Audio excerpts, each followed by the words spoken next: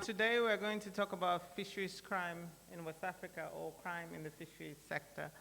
Um, the outline, I will first of all introduce the topic by providing a brief definition, and then typologies of fisheries crime, the drivers, connecting fisheries crime with other maritime crimes, international frameworks for addressing fisheries crime, and then how can we reverse the trend before concluding. I would want to attempt to make it as interactive as Dr. Kathleen have done, but I don't think I can beat that, but so bear with me. So how do we define fisheries crime? It refers to illegal activities in the fisheries sector. They are often transnational in nature, organized, and include a variety of crimes. I don't know the extent to which my presentation is going to sort of repeat what you might hear next week, but even though we have, I don't know who the presenter is, they're from UNODC, so I hope I don't sort of repeat what they're likely to say.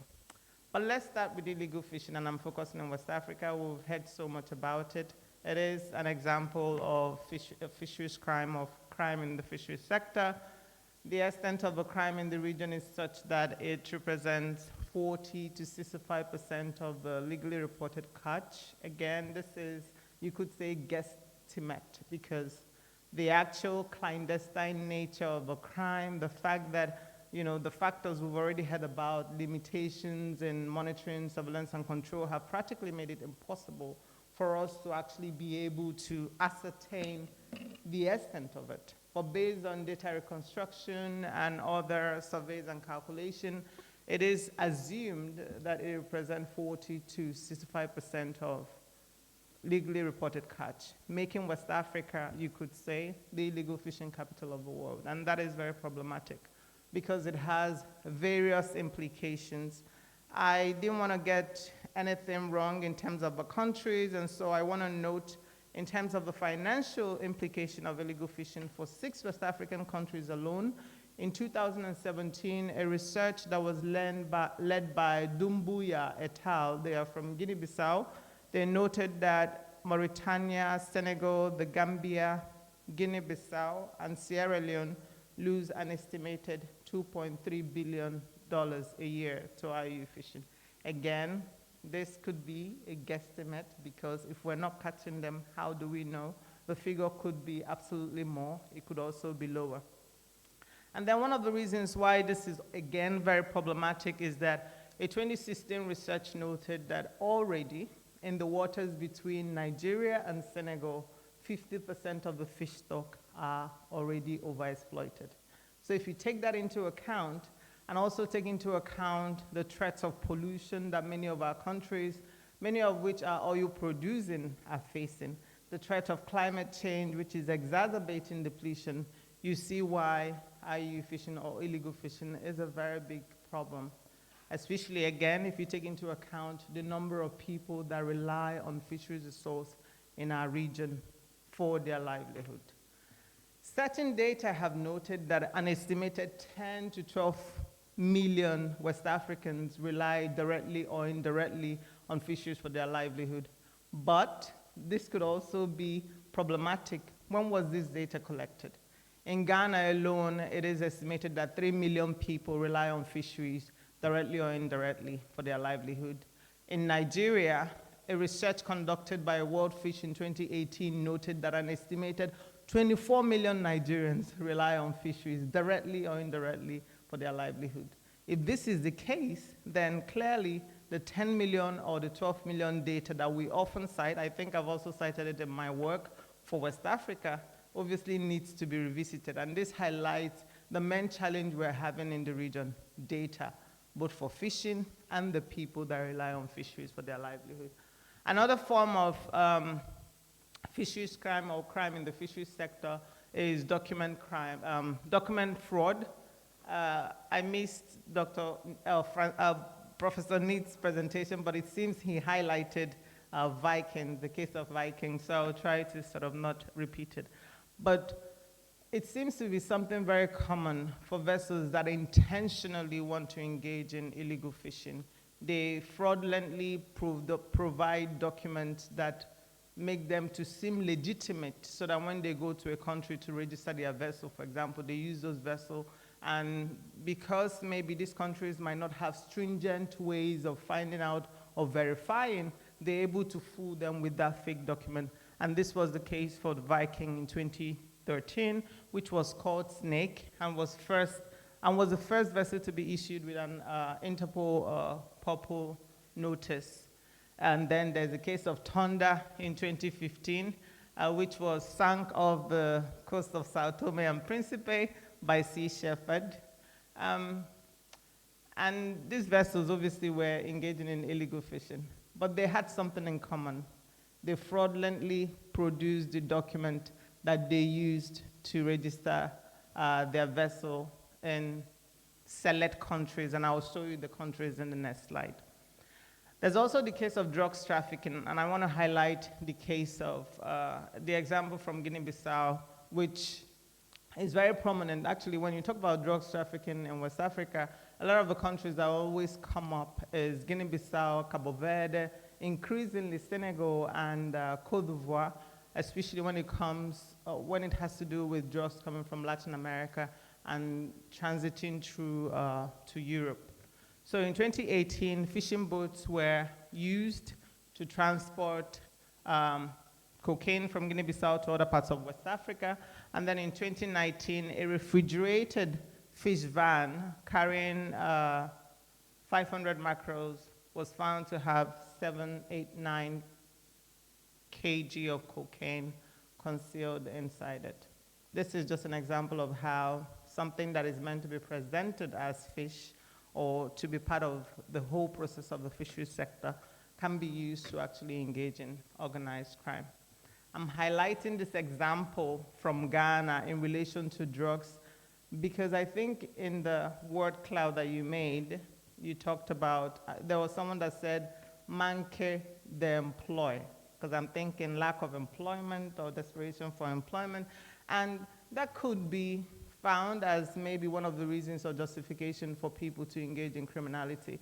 It's not just that they are willing to do it, especially when we see it in the small-scale fishing sector, when they are not part of the organized criminal network. It could be out of desperation. It could be because they do not have any other skills that would mean that they can go into another trade.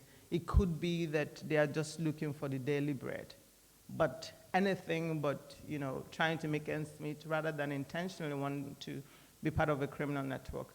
It could also be, as we have heard, because they just want to cover their profit to be able to repay the people they've gotten their loan from. It could also be as a result of pressure from the people that provided the boats for them. As we know, in a lot of West African countries, women actually are the owners of the boat in the artisanal sector, which they give to the men to use in going fishing. So perhaps some of the reasons that the men in this artisanal sector often also engage in illegal fishing and other forms of illegality using their fishing boats is because they need to cover the cost of the boat.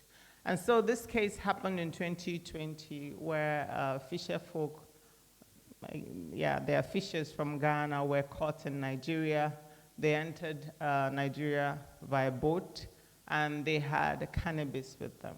They had cannabis concealed, and that's actually very common in West Africa.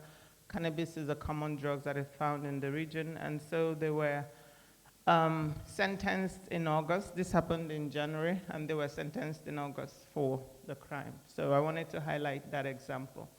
Other example is also money laundering, because of course, if the idea is organized crime, you don't want to declare the money. You don't want to declare the money that you have been getting illegally. And so there's a case from 2018 wherein an Indonesian authority captured Audrey Dogov for illegal fishing worth $50 million. The flags included Cambodia and Bolivia. Can anybody tell me the countries that are blacked out? They are both in West Africa. Any guess?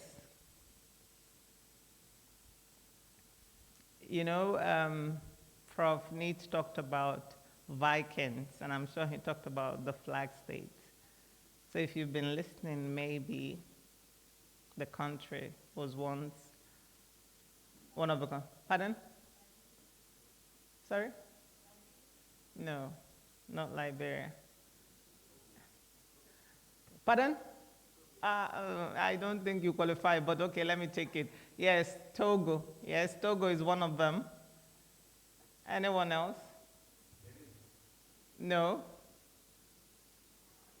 So for Artemisa, you remove the L and replace it with N. Exactly, Nigeria. Yeah, so Nigeria seems to be in the news for some of these vessels that has been implicated for bad things. And this is why the issue of document fraud is very important, because they also often cite that these vessels use fraudulent documents during registration. There's also illegal oil bunkering and theft. In 2023, and I'm glad we have someone from Guinea that could talk to this if they wanted to. The Yaris, this is the Yaoundé infrastructure for information sharing. The system captured an STS, that is the ship-to-ship transfer, between MT Desna, a Liberian flag vessel, and 3 fishing vessels, and Meng in Guinea. So obviously, illegal oil bunkering is very common with illegal fishing, because if they are intentionally fishing, they're also likely to be transshipping at sea. How are they refueling? How are they refueling? And for a lot of our regions that are oil producing countries, this is very important for them because of the economic implication. Obviously, there is also the pollution implication, because once you're doing the sea-to-sea transfer, oil is likely to leak, and all these things exacerbate pollution. It creates more oxygen dead zones, and it leads to the fish migrating to other areas. Another aspect or example is human trafficking. A report by Environmental Justice Foundation found vessels implicated for IU fishing in Ghana were also involved in forced, bounded, and slave labor, and trafficked crew alongside the widespread of abuse of migrants. I also want to highlight the case of sex trafficking and pimping. I didn't realize that this is very common in the region until the height of COVID. I was doing a research for UNODC, and the first time I heard about it was actually in Ghana, in one of the fishing communities that I went to, where they use fishing boats to convey women to waiting fishing vessels at sea. And when I spoke to different law enforcement, they said, oh, it's because of COVID. You know, they can't dock, and so, because before they could dock and then go and do their thing, but now because of COVID restrictions, they can't, and so they bring whatever they want to them. But then I also went to Benin and Togo, and similar themes were repeated. And it's not just about COVID, this happens.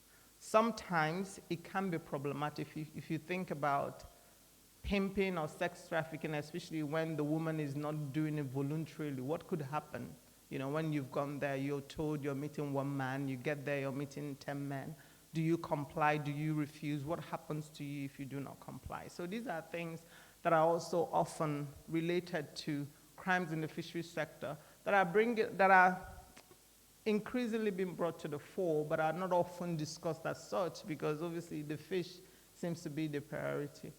But I'm glad that, of course, conversations like this are happening, and then we can reflect on some other crimes that might be happening that we have not necessarily looked at. So I have a quick trivial question before we carry on. What do the vessels Viking, Thunder, and Audrey Dogov all have in common when it comes to the flags they once sailed under? People from FCWC, SFRC, Cresmao, and any of the professors here are excused from answering this question, please. Every other person, please. You can answer the question. What do they have in common?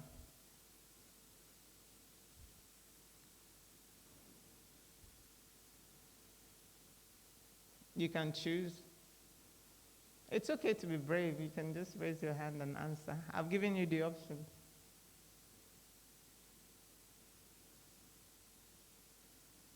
Please. No, this is the options we have for the answer. So which one do you think is the answer? No, no, no, no, I don't know. There's only, yeah, you're excused from answering. Sorry.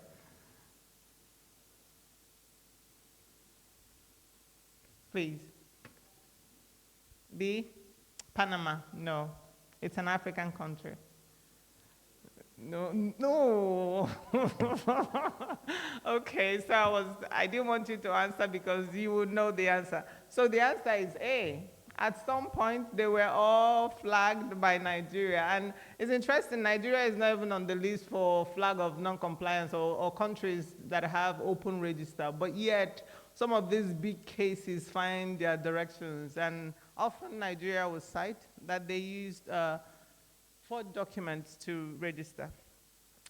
There's also examples from the oil smuggling aspect using the artisanal fishing boats where a research by Maurice Beseng found in 2021 that fishers from Nigeria and Cameroon are adapting their fishing boat and using it to smuggle fuel and contraband goods between countries. This is also the case in Benin, especially if any of you is familiar with the closure of the Seme border by the Nigerian government for a while, last 2 years. It really became, it opened a lot of routes for organized criminal network and smuggling as well. So what are the drivers of fisheries crime? I think it's important to note at this point, and before I do so, that the fact that people are unemployed, the fact that, I mean, you can mention poverty, but poverty on its own, especially at the artisanal level, is not a reason for anybody to engage in criminality. But it's a point of desperation when you do not have an option. You're poor and you do not have hope for employment. If you're poor and there's hope for employment, you want to seek that hope first before going to the desperate route of engaging in criminality. And this becomes very problematic because a report by the World Bank in 2016 noted that the income for artisanal fishers in West Africa have dropped by as much as 40% in the last decade. They were writing in 2016, so what is it now? If you speak to a lot of fishers, they say that sometimes actually what they fish is not enough to cover the fuel. So there's actually no income. And so it means that a lot of research is needed for us to actually have new data that can speak to the desperation of the issue. Again, it's not just about IU fishing. There are so many factors that are unfortunately together exacerbating depletion, but IU fishing seems to be the bigger one because of how it makes things worse. And so in trying to talk about what I have here, and this is from a paper that is currently under review, we've done the first correction, and I'm hoping that it is published. And what we're trying to do with this is to highlight, or using criminology literature, to highlight the relationship between deprivation in coastal communities and criminality at sea. It is not just about poverty. And I've written something that I want to read to us, and this is taken from our rephrasing of De Cusson and Netto's work from 2021, and please do listen.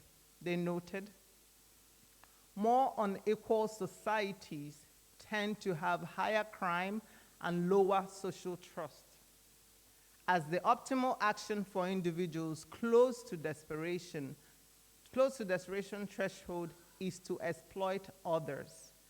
This narrative remains true even in the presence of severe and probable punishment for such crime, since successful exploitation is the quickest route out of desperation, whereas being punished does not make already desperate circumstances much worse. You know, as they say, men or women who are down don't fear fall. Why will I fear punishment when I'm already down? But if I try to engage in criminality, two things are likely to happen. I'll be successful, and then I'll go home smiling. Or I'll be unsuccessful, and I'll be caught. I'll be put in prison. At least I'll get food. I'll get shelter.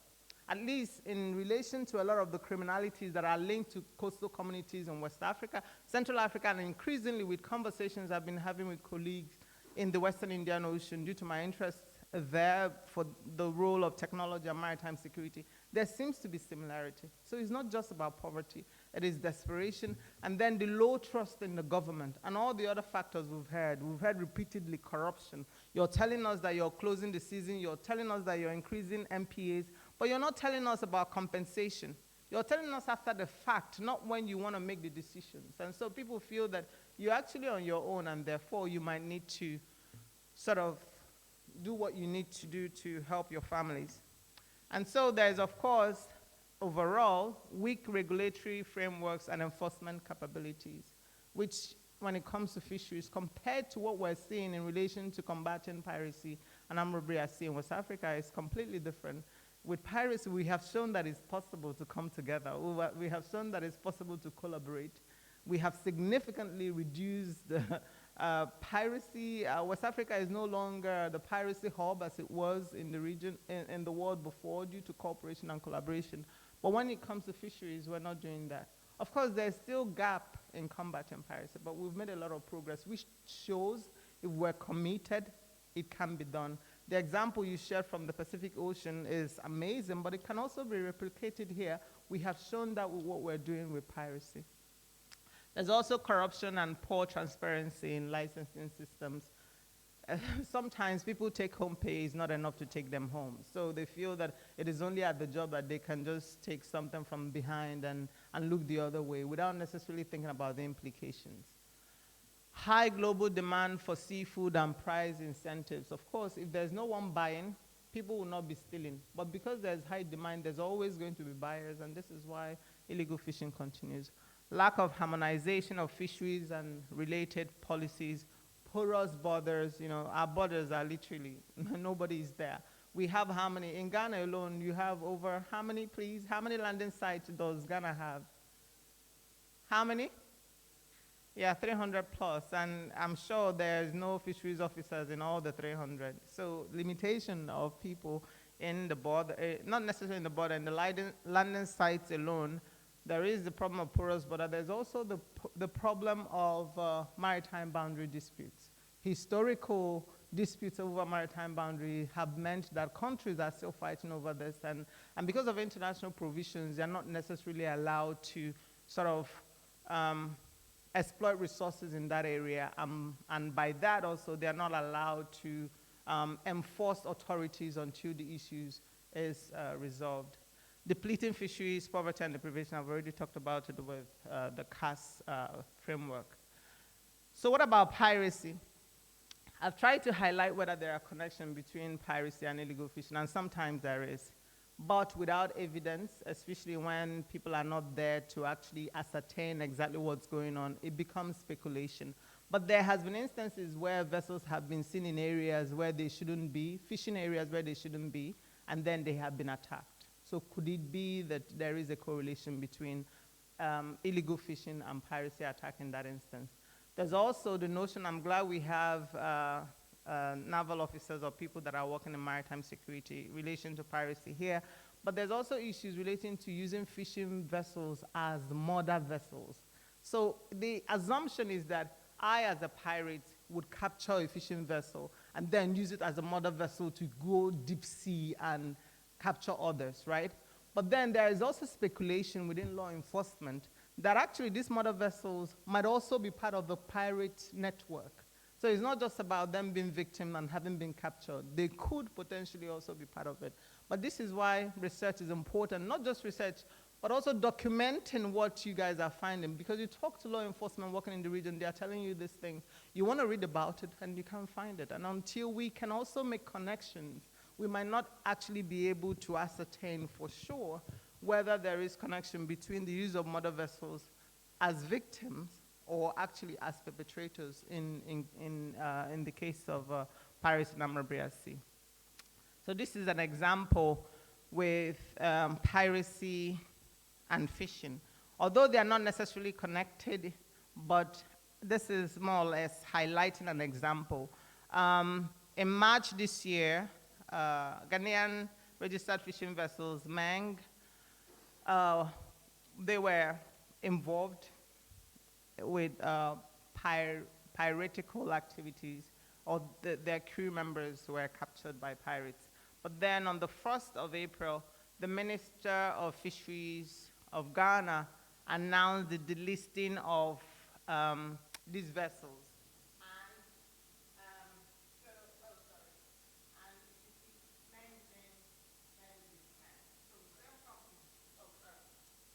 So the same company, Mengzin 1, was captured by pirates and taken to Nigeria.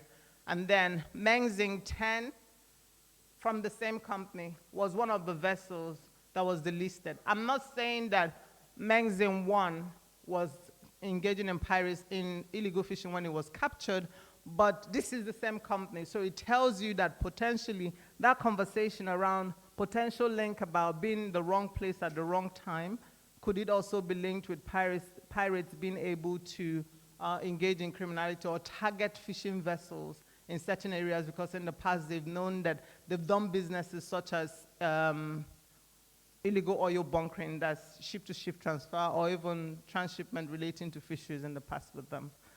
Potentially terrorism as well. If you read the hyperlinked reference, you find that in the case of Guinea-Bissau, they were linking the refrigerated freezer with EQUIM, Al-Qaeda in the Islamic Maghreb. And a lot of conversation about maritime terrorism is actually very high in the region because of how close coastal West African is to the Sahel region and the countries where it is very dominant. So these are conversations that's currently been had, especially when it comes to maritime terrorism travel. The porosity of the borders makes it easy for you to do something in A and just jump on a canoe and move to somewhere else. Again, highlighting a need for potential research. And so some of the frameworks that currently exist, both at the international level and at the regional level in addressing some of these issues, which a lot of them have been highlighted, and I've been told I have less time. So how can we reverse the trend? What can be done differently? Because we can't be having this conversation all the time. We need to improve the regulatory framework and enforcement capacity. We need to end corruption and ensure transparency. When I say end corruption, you need to actually, when you see it, say something. I know it can be problematic, but there has to be a way. Otherwise, the trend would never. In the next 50 years, I hope I'm not here with a walking stick saying the same thing, but it's sadly, because I know the people before us have stood here and spoken to people like you and saying the same thing, and things aren't changing. And so we need to change the narrative. We need to address the loophole in the global supply chain. We need to harmonize fisheries and related regulations, improve border security, interagency, and regional cooperation. Of course, technology is also useful, and we're going to hear about it later. And so we need to also take advantage of technology in a way that is useful to us and affordable to us without necessarily embracing it in a way that becomes very problematic, in that when we no longer have access to it, the whole progress we have made or we would have made would be disrupted. In conclusion, fisheries crime is a development, security, and justice issue. It undermines livelihoods, food security, and ecosystems. Addressing it requires an integrated and interagency approach. Transparency, harmonization of legal frameworks, and inclusive governance are key to sustainable fisheries in West Africa. Thank you so much for listening.